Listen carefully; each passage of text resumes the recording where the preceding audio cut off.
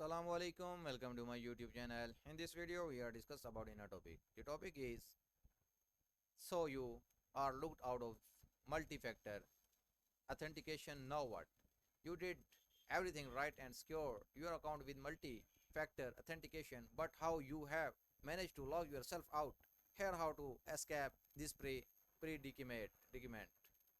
Multi-factor authentication (MFA) is simply the best things you can do keep bad guys from accessing your account. But what happens if you lose your security key, delete your authenticator's app, or lose all your devices and cannot prove you are you? It is a nightmare scenario, but do not panic. Here what to do when this bad dream become reality. What are the three types of multi-factor authentications? Before we get down to business, let's first review what MFA is and why you should use it. MFA is sometimes called two factors authentication or 2FA. Does not just mean using more stuff along in the world authentications. There are three ways to identify yourself. Something you know, like a password, something you are, such as a fingerprint or some other biometric attribute, or something you have, like a hardware security key. The traditional username and password authentication scheme is just one factor, something you know, but multi-factor authentication mixes in at least one other factors. That way, even a bad guy who knows your password will not be able to access your account because they do not have the other factor necessary to do so. This is not just theory either. When Google required hardware security keys among its employees' account, takeovers were effectively eliminated.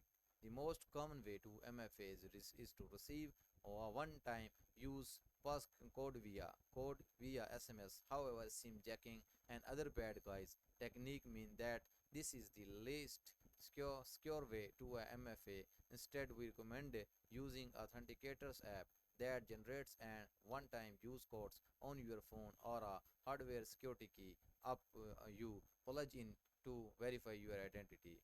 Having weak MFA is better than having to MF at all. So if authenticator apps are too confusing and security keys are too expensive, enable SMS code, but we strongly encourage you to investigate alternatives.